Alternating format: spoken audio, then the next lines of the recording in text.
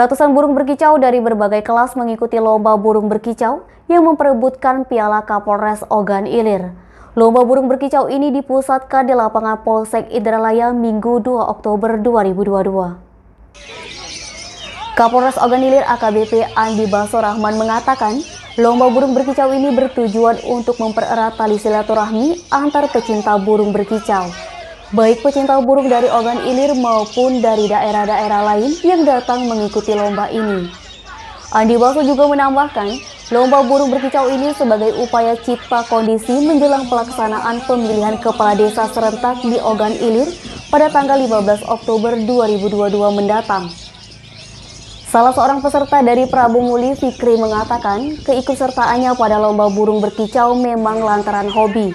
Meskipun tak juara, mereka dapat berlapang dada karena sudah bersilaturahmi. Lomba kicau burung ini untuk kegiatan-kegiatan kita laksanakan khusus untuk beberapa waktu ini terkait dengan adanya kegiatan Pilkades. Selain kegiatan ini juga kita kegiatan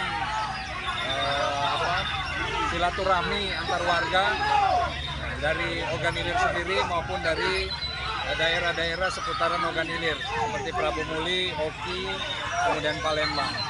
Andi Baso berharap digelarnya lomba burung berkicau ini juga memberikan dampak luar biasa bagi pelaku usaha mikro, kecil, dan menengah. Eti, Sumeko TV melaporkan.